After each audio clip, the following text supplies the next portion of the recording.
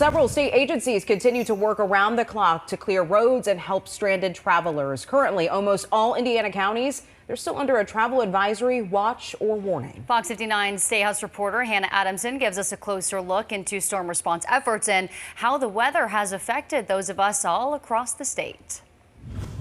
Days after both state and federal emergency declarations were issued for Indiana, several state agencies are still at it, tending to the aftermath of one of the biggest snowstorms Indiana has seen in recent memory.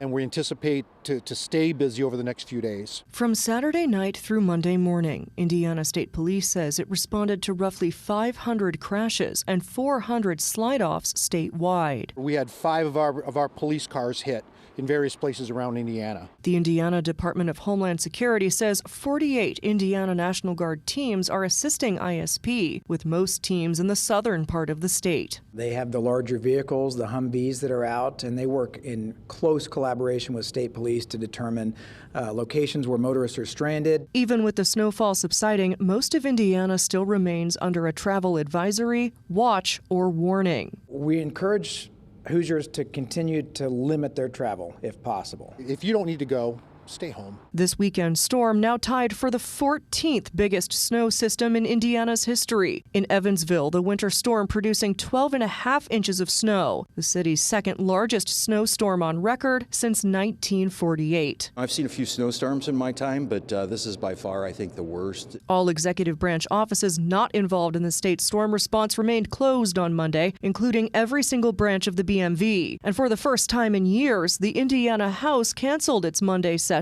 and postponed all committee meetings. In my 10 years of being here, I've not been involved in any kind of snowstorm that the House shut down for the day. Heading into the rest of the week, state officials say their top concern is helping Hoosiers stay warm out on the roads and in the home. We don't anticipate the demand on the energy on the grid to go beyond its capabilities the next few days. So we're very hopeful that we will not see those power outages that the other states have seen. The governor's emergency declaration may last for up to 60 days if deemed necessary.